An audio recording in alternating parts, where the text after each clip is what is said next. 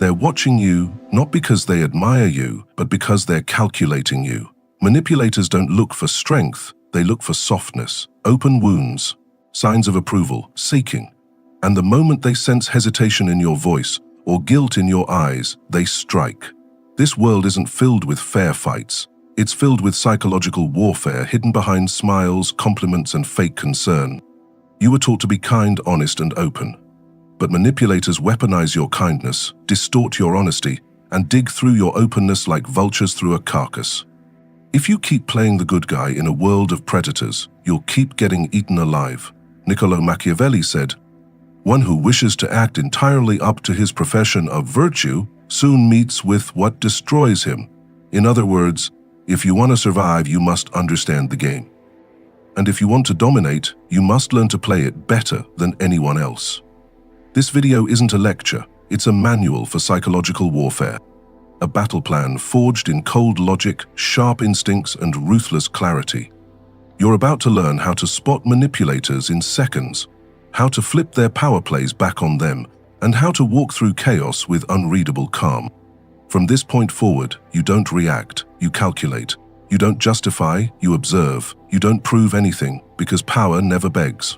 The mirror defense. Here's what manipulators hate more than anything: their own reflection. They don't want to be seen, they want to see you. They rely on the illusion that they're smarter, more composed, and always in control. The second you reflect their behavior back to them, the game shatters. The mirror defense is simple. Stop reacting emotionally and start reflecting behavior strategically. If they speak in riddles, respond with silence. If they push for answers, ask them the same question they just asked you. If they fake kindness to bait you in, match it. Coldly, calmly, but never deepen the emotional exchange. You're not giving them anything new to work with. You're making them face themselves. Why does this work? Because manipulation depends on asymmetry. They need to act, and they need you to respond. When you mirror instead of engage, the manipulator becomes unsure. They lose their advantage. They're no longer leading the dance. They're watching their moves get thrown right back at them. In real life, this looks like a calm stare when someone tries to provoke you. A polite, "That's interesting, why do you ask?" when someone digs for your weaknesses. Or simply mirroring their tone and words back with controlled detachment. You're not fighting them, you're showing them their own mask, and most people can't stand looking at it for long. Remember, the more they try to bend you, the more you become their mirror. Comment this below if you're done being predictable. My see through the game, the emotion vacuum. The manipulator's greatest weapon is not their words, it's your reaction. They test you with subtle digs, passive-aggressive smiles, or fake praise laced with hidden insults. And the moment you flinch, defend, or over-explain, they win, because now you're inside the emotional cage they built for you. You're playing by their rules. But here's the kill shot. Remove emotion from the equation entirely. Become a vacuum, cold, silent, unreadable. When you stop reacting, they lose control. The manipulator doesn't know what move to make when the board goes still. Your silence becomes a mirror they can't stand. Your neutrality, a fog they can't navigate. When someone tries to provoke you, give them nothing. Not anger, not a smile, not even confusion, just eye contact and stillness. If they make a joke at your expense, don't laugh. Don't correct them, let the silence expand. Let them feel the discomfort of their own game failing. This isn't about being numb, it's about being in command. Emotion is not your enemy, public emotion is. In private you feel everything, but in front of a manipulator you feel nothing, because emotion is data, and you don't give data to the enemy. Strategic delay.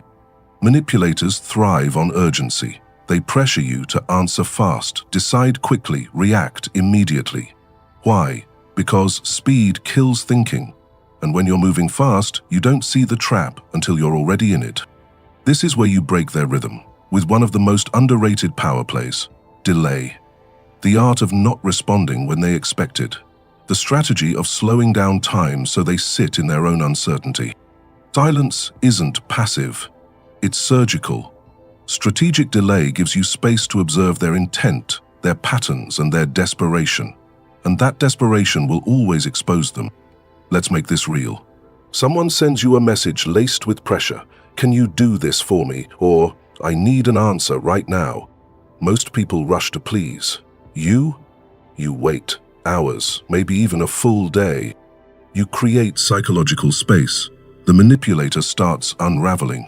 They begin to second-guess their power. They might double text, they might soften, or they might lash out, exposing their emotional instability. Either way, you win. Machiavelli understood the power of timing.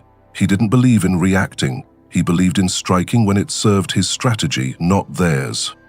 You're not here to be available. You're here to be effective. Strategic delay reclaims your time, your frame, and your authority. And it doesn't end with texts or calls. Use this tactic in person. When someone confronts you, don't respond immediately.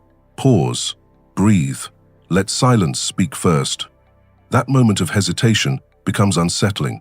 They'll start to fill in the silence with their own fears, their own doubts. You're no longer on the defense, they are. You don't owe anyone instant access to your mind. Delayed response is not weakness. It's proof that you're thinking, calculating, choosing when and if to respond, on your terms. This is how kings operate. This is how power speaks without raising its voice. Reward reversal. Manipulators bait you with two tools: praise and guilt. If they can't seduce you with compliments, they'll guilt you with obligation. Both are psychological levers. One pulls your ego, the other your conscience. And if you respond to either, you're already under control. But here's the twist. Instead of resisting the reward, you flip it. You reverse the dynamic. You stop chasing validation and make them chase yours. This is called reward reversal, one of the coldest tactics in psychological warfare. Instead of rewarding their behavior with approval, attention, or agreement, you selectively withdraw. You remove the reward manipulators seek most: emotional response. And in doing so, you change the entire power structure of the interaction. Let's break this down. When someone flatters you excessively, "You're so good at this, no one does it like you," they're trying to hook you with ego-stroking bait. Most people take it. They smile, say thank you, and feel compelled to return the favor. But when you respond with indifference, a simple nod, or better yet, a subject change, you signal one thing: I don't need your praise. I already know my value. Now, guilt. This one is trickier because it wears the mask of morality. After everything I've done for you, or you really can't help just this once? Here, the manipulator is tapping into your desire to be seen as good, noble, loyal. But again, reward reversal comes into play. You shift the focus not by arguing, but by staying emotionally flat. You simply say, "Not this time," and move on. You don't explain. You don't defend, because defending guilt only makes you look guilty. Here's the core. People are addicted to validation, especially manipulators. They thrive on being seen, heard, and obeyed. When you become the source of validation and then restrict it, they spiral. You control when it's given, how it's given, and most importantly, if it's given. A powerful real-life example. During a meeting, a manipulative coworker takes credit for your work, expecting you to either explode or shrink. You do neither. Instead, you publicly compliment someone else on the team for their contribution, ignoring the manipulator completely. You've just executed reward reversal. You've denied them the reaction, denied them the spotlight, and redirected power to a place of your choosing. That's dominance, without confrontation. Reward reversal makes you the frame setter. You're not reacting to their script, you're writing your own. You don't fight for attention, you become the source others quietly want approval from. You create the game, they just play in it. Never forget, approval is power, and the one who can give it, or take it away, owns the room. Ambiguity, armor. Clarity makes you predictable. Ambiguity makes you dangerous. Manipulators study people like maps. They watch your patterns, they listen for contradictions, they bait you with questions that seem innocent. So, what are you thinking? Why didn't you respond right away? What's your plan next? But here's the truth. They don't want you to know. The moment you give them clarity, you give them coordinates. And once they have coordinates, they start plotting how to use you. That's why the most powerful weapon in psychological defense isn't aggression, it's ambiguity. Controlled vagueness, intentional silence, the refusal to explain. Because when they can't figure out where you stand, they can't form a plan to push you off balance. You don't owe people access to your inner world, not your goals, not your insecurities, not your next move. Manipulators thrive on the illusion of closeness. They pretend to connect, not because they care, but because they want information. They want an opening. But when you become unreadable, they become ineffective. You're no longer a chessboard, you're fog. You're not an opponent they can calculate, you're a question they can't answer. Ambiguity armor begins with language. Stop giving absolute answers. Stop over-explaining. Speak in measured tones with intentional gaps. When asked, "What do you want out of this?" say, "I'm still deciding." When asked, "Where do you stand on this issue?" respond with, "It depends on how things evolve." When someone demands to know what's wrong, don't rant. Say, "I'm processing." Short, vague, calm. They'll press harder, that's normal. But your silence will make them louder. And the louder they get, the more exposed they become. Another layer of ambiguity is physical presence. Watch your body language. Don't oversmile. Don't nod excessively. Don't lean in too much. When you reveal too much interest or approval through gestures, manipulators register that as leverage. Instead, give them stillness, give them pauses, let them wonder if they impressed you, annoyed you, or confused you. You are the enigma now, not the victim. And here's the Machiavellian twist. Ambiguity isn't weakness, it's strategy. Machiavelli advised rulers to be both lion and fox, force and cunning. Force is what you do, cunning is what you hide. When you're ambiguous, you're not indecisive, you're untouchable. You create doubt in their mind while staying fully in control of yours. You frustrate their attempts to analyze you, predict you, or pin you down. Think about the power dynamics this creates. In conversation, when you say less, the other person reveals more. People hate psychological silence. They rush to fill it, and in doing so, they expose what they fear, what they want, and how far they're willing to go, all while you sit back and watch. In relationships, when you don't label everything, when you keep parts of your life private, you maintain leverage. You create contrast. One moment you're warm, the next you're unreadable. And that contrast keeps people hooked, guessing, and cautious, because no one wants to lose what they don't fully understand. Mystery breeds value. Even in professional settings, ambiguity is power. The one who speaks last in a negotiation has the edge. The one who doesn't reveal their full intentions forces others to guess, and guessing creates hesitation. In leadership, this becomes an advantage. You're not erratic, you're deliberate. You're not cold, you're calculating. You're not distant, you're disciplined with your presence. Ambiguity creates space, and in that space you observe everything. You gather data, you watch people reveal their hand before you ever lift yours. You become a psychological shadow, always present, never obvious. So the next time someone demands clarity, pause. The next time you feel the urge to explain, resist it. The more they want to understand you, the more you hold back, not out of fear, but out of control. Because in a world full of loud performers and fake transparency, nothing is more powerful than a person no one can figure out. The exit threat. A manipulator's power dies the second they believe you can walk away and actually mean it. You see, most people stay in the game too long. They argue, they plead, they try to make sense of someone's bad behavior, hoping to fix the relationship, the deal, the situation. But manipulators thrive on that emotional attachment. They bet on your fear of losing the connection. They test how far they can push before you finally break. But when you stop clinging, when you stop proving, when you stop explaining yourself, you become a psychological threat. That's where the exit threat comes in.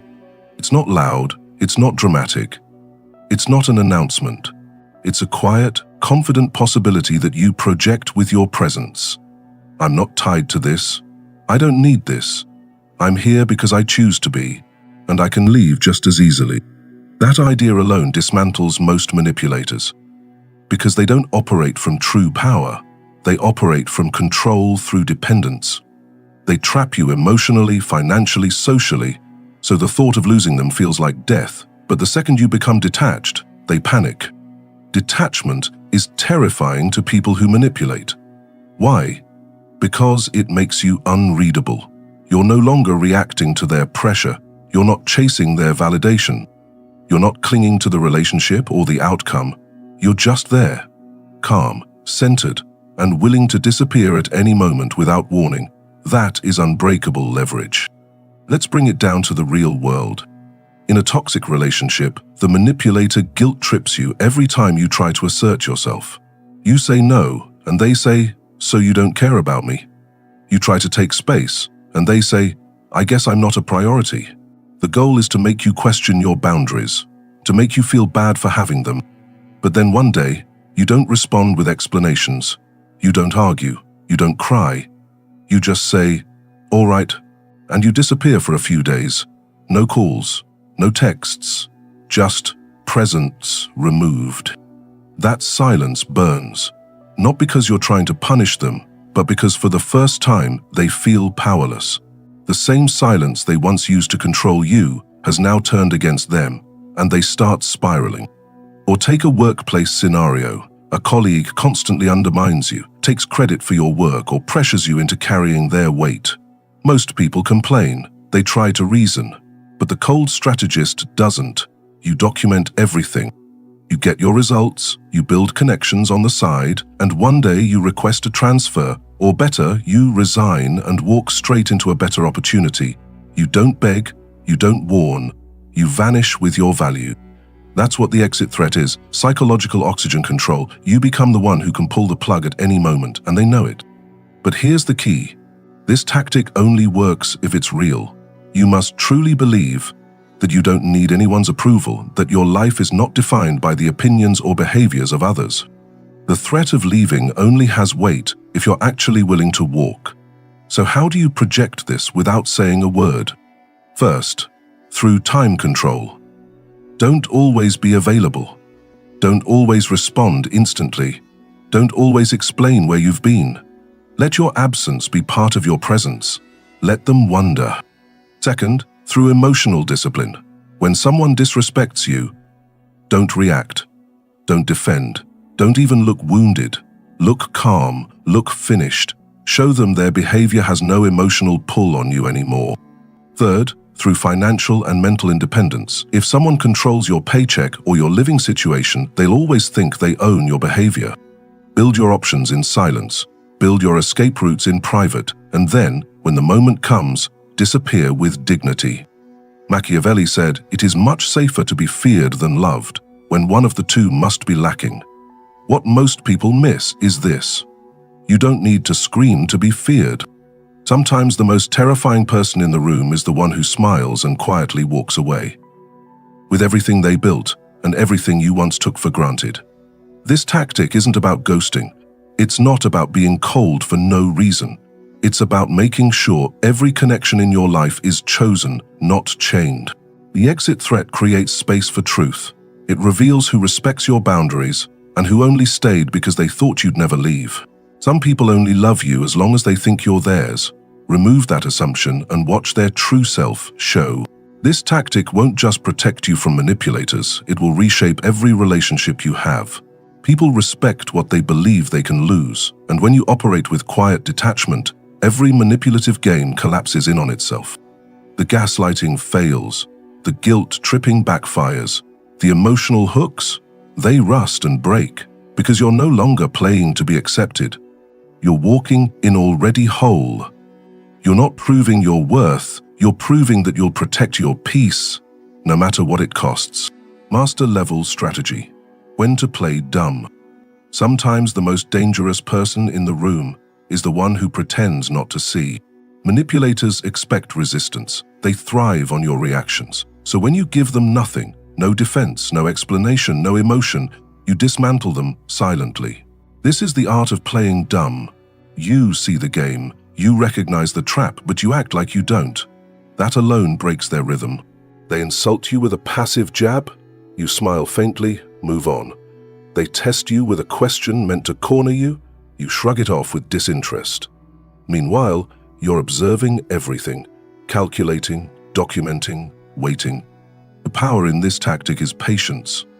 You don't strike when they expect it. You wait until it matters. You let them think they're winning, that they've fooled you, and when they're most comfortable, you expose everything, calmly, without effort. Because the real win isn't proving them wrong in the moment, it's proving they never had control in the first place. Let them believe you're blind, while you quietly build the blueprint to destroy them. You're no longer playable. You're not who you were at the beginning of this video. You've crossed into a mindset few ever reach, the mindset of the unreadable. You no longer explain your silence. You don't justify your distance. You don't flinch when someone tries to provoke you, because now you understand what they never wanted you to learn. Power doesn't chase, it chooses. You've stopped being the emotional supplier to those who fed on your reactions. You've killed the instinct to fix, to please, to explain, and in its place, you've built stillness, precision, cold clarity. You now speak with intent or not at all. You walk into rooms without seeking acceptance. You make people adjust to your presence instead of adapting to theirs. And when a manipulator tries their usual tricks, you don't resist them, you dissolve them with indifference. That's real power. That's psychological dominance. You don't need approval anymore. You've replaced it with authority. You are no longer baited, no longer drained, no longer exposed. You are a ghost to those who once thought they could read you. And to a manipulator, that's the most terrifying thing of all. Someone they cannot control. If you've become untouchable, comment below. I am unreadable, I am untouchable. This is Side Signal. Like, subscribe, turn on notifications. Your war begins now. And this time, you're the one pulling strings.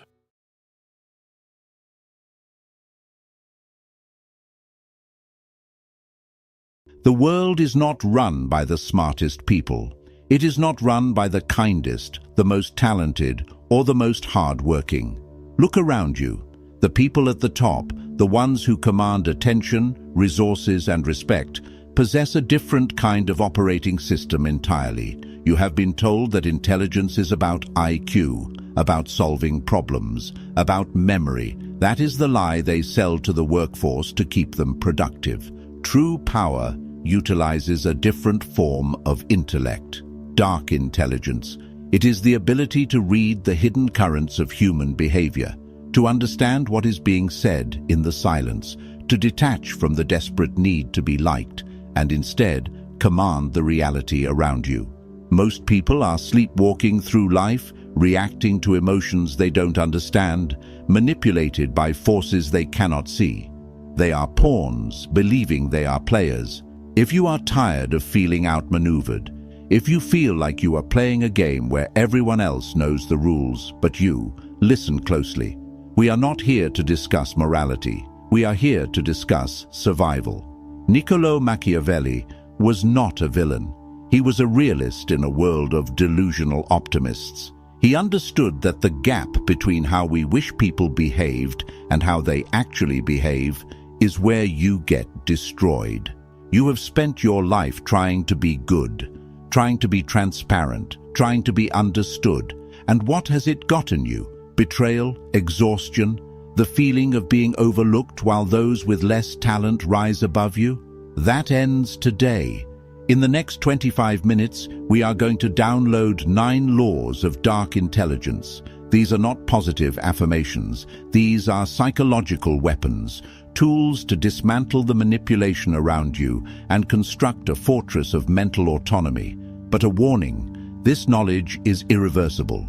Once you see the strings, you can never go back to the puppet show.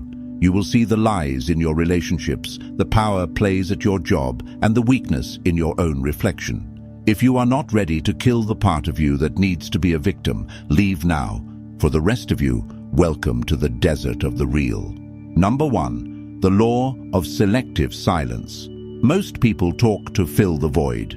They are terrified of silence because in silence they have to face themselves. So they babble, they explain, they overshare.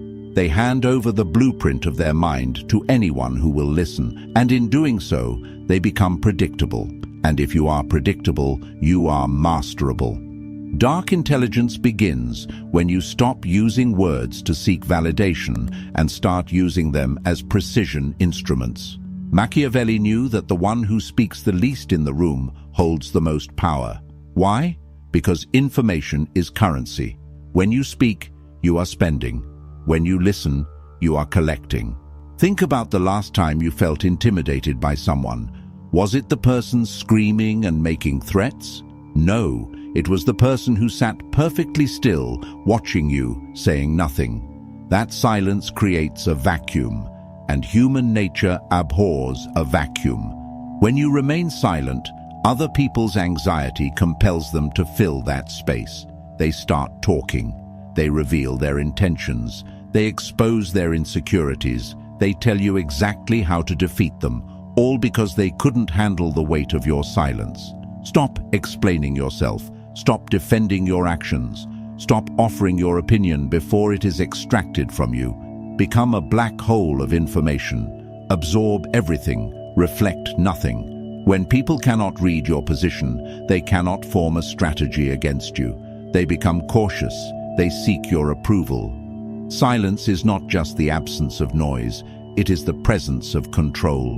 Number 2, the law of strategic amorality. This is where you will feel resistance.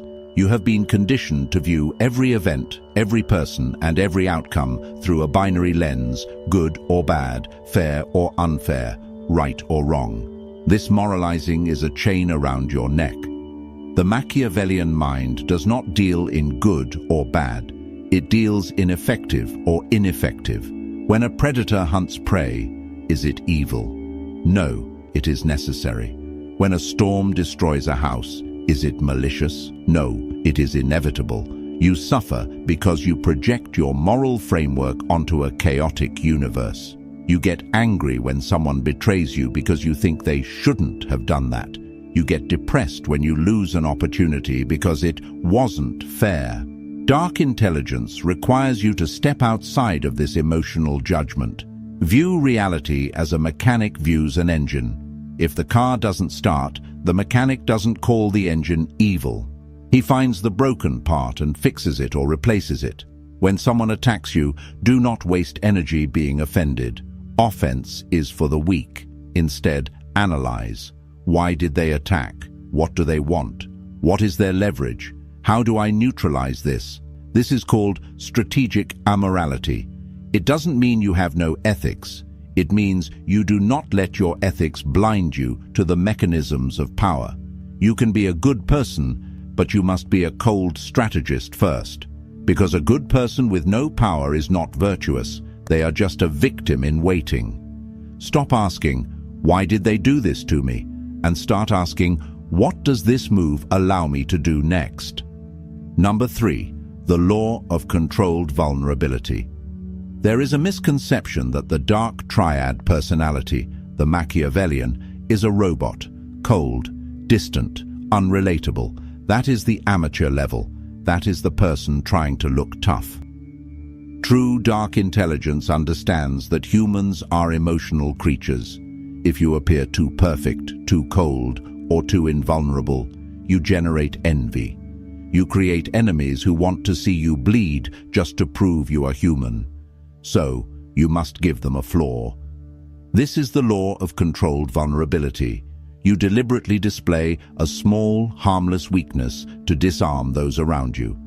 Maybe you admit to being bad with technology. Maybe you share a slightly embarrassing story from your past. Maybe you ask for small, insignificant favors. This triggers the Ben Franklin effect. When people help you, or when they see a flaw in you, they lower their guard. They feel superior, or they feel a sense of camaraderie. They think, he's just like me. Excellent. That is exactly where you want them. While they are bonding with your curated flaw, they are blind to your actual strengths. You are managing their perception of you. You are humanizing yourself enough to avoid being a target, but keeping your true core, your true plans, and your true weaknesses locked in a vault they don't even know exists. Never show your throat. but occasionally show a scratch on your arm. It makes them feel safe, and a safe enemy is an easy enemy to outmaneuver. Number 4, the law of the mirror. We live in a world of extreme narcissism. Everyone is obsessed with their own reflection. They are starring in their own movie, and everyone else is just an extra. The mistake you make is trying to be the star in their movie. You try to impress them. You try to show them how smart you are. Stop. Dark intelligence dictates that you do not try to outshine them. Instead, become a mirror. Reflect their emotions back to them. If they are angry, validate their anger. If they are excited, match their energy. Use their words. Adopt their posture. When you mirror someone, a powerful psychological transfer happens. They do not see you, they see themselves. And because they love themselves, they will love you. They will think you are the most intelligent, charming, and empathetic person they have ever met, even if you have said almost nothing. This is not about being fake. It is about data collection. When you are mirroring, you are not reacting. You are observing. You are learning their triggers, their values, their soft spots. While they are busy falling in love with their own reflection in your eyes, you are mapping their psyche. You are finding the keys to influence them. The mirror has no ego. It simply reflects. Be the mirror. Let them preen and pose, and while they are distracted by their own image, you move the pieces on the board without them ever noticing. Number 5. The law of outcome independence. The root of all anxiety is attachment to the outcome. You want the job, you want the relationship, you want the respect. And because you want it so badly, you signal desperation. You signal scarcity. And in the laws of power, scarcity is repulsive. People run from those who need them. They are drawn to those who can live without them. You must cultivate a state of radical outcome independence. This is the mindset that says, I will work for this, I will plan for this, but if I do not get it, I will be fine. This is not giving up. This is the ultimate power move. When you are willing to walk away from the negotiation table, you hold all the leverage. When you are willing to lose the relationship, you set the standards. Machiavelli knew that fear of loss makes you a slave. If your boss knows you are terrified of losing your job, he owns you. If your partner knows you are terrified of being alone, they own you. You must mentally accept the worst-case scenario. Visualize losing it all. Make peace with it. Realize you would survive. Once you destroy the fear of loss, you become dangerous. You become untouchable. You can speak the truth because you don't fear the consequences. You can take risks because you don't fear the fall. The person who does not need anything is the one who eventually gets everything, because they operate from a place of abundance, not a place of starvation. Number 6. The law of the useful enemy. Most people want a life of peace. They want everyone to like them. They avoid conflict at all costs. This is a biological error. Conflict is the forge of intelligence. Without resistance, your mind atrophies. Machiavelli advised the prince that he should not only be prepared for war, but should actively study it. Dark intelligence recognizes the utility of an enemy. An enemy sharpens you. An enemy forces you to focus. An enemy reveals your weaknesses so you can fix them. If you do not have an enemy, you become complacent. You get fat on your own ego. Sometimes you must use the friction of a rival to propel yourself forward. Look at history. Tesla needed Edison. Ali needed Fraser. The friction creates the fire. Do not whine about the people trying to bring you down. Use them. Let their hate be the fuel that drives your discipline. Let their doubt be the evidence of your ambition. And more importantly, having a common enemy is the fastest way to build alliances. Nothing unites a group faster than a shared threat. If you want to unify a team or a family or a movement, you do not preach love. You identify a threat. Do not fear the enemy. Curate them. Choose an enemy worthy of your potential and let the war elevate you. Number 7. The law of the persona. You believe you are one person. You believe in being authentic. This is a limitation. You are a multiplicity. You are different with your mother than you are with your boss. You are different with your lover than you are with your rival. Dark intelligence is the conscious curation of these masks. It is the realization that authenticity is often just an excuse for a lack of self-control. "I'm just being me," says the man who ruins a dinner party with his temper. That is not authenticity.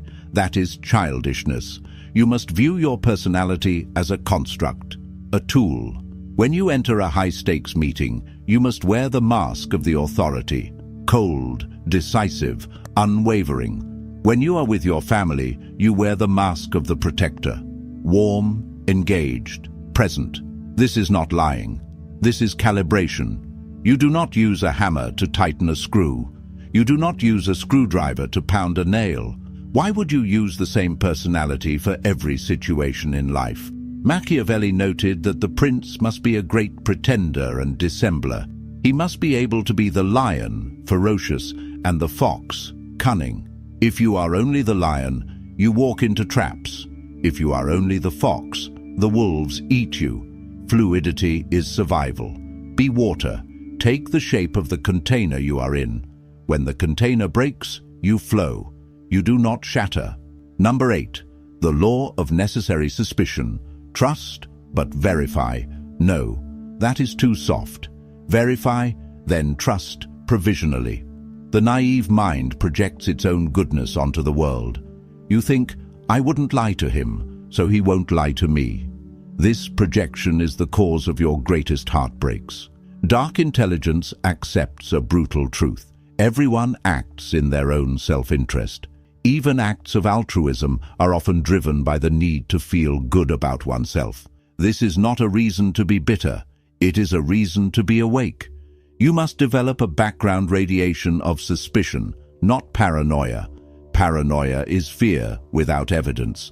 Suspicion is attention to detail. Watch what people do, not what they say. Words are cheap.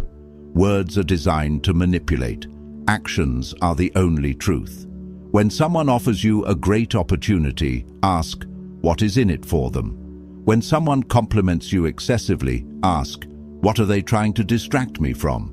Machiavelli wrote, "Men are so simple and so ready to obey present necessities that he who deceives will always find those who allow themselves to be deceived. Do not be the one who allows themselves to be deceived. Require proof. Test loyalty before you lean on it. Give people small amounts of power and see how they use it before you give them the kingdom. It is better to be pleasantly surprised by loyalty than devastated by betrayal." Number 9. The law of the shadow. We end with the deepest law, the one that Carl Jung and Machiavelli would agree upon, though they approached it from different centuries. You must integrate your monster. Society tells you to be harmless, to be nice, to repress your anger, your greed, your desire for power. But a harmless man is not a virtuous man. A harmless man is just a weak man. He cannot do good because he does not have the capacity to stop evil. Dark intelligence is the realization that you are capable of terrible things. You have the capacity for cruelty. You have the capacity for manipulation. You must not deny this. You must own it. Why? Because if you do not know your own capacity for darkness, you will never recognize it in others. You will be naive. And worse, if you repress your shadow, it will control you. It will come out in passive aggression, in resentment, in self-sabotage. You must bring the monster into the light. You must look at it and say, "I see you, I control you." When you know you could destroy someone, but you choose not to, that is virtue. That is controlled power.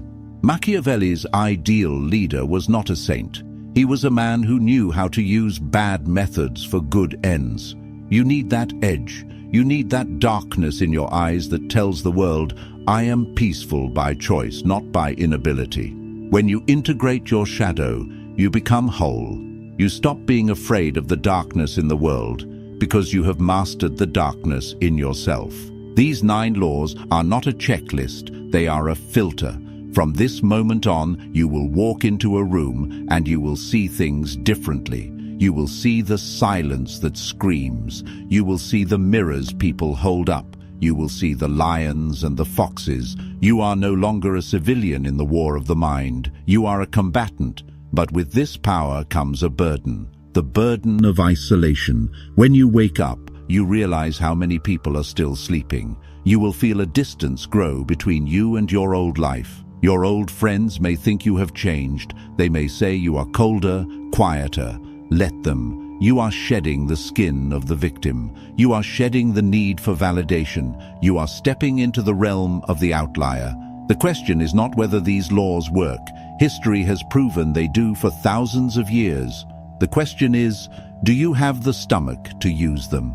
Most people will watch this video, nod their heads, and go back to being prey, back to complaining, back to hoping the world becomes nice. But you are still here. You are listening to the silence. If you are ready to explore the abyss without blinking, if you are ready to dismantle the weak version of yourself and build something untouchable, then you know what to do. Subscribe, but only if you are willing to handle what comes next. The rabbit hole goes much deeper than this, and we are just getting started. I'll see you in the shadows.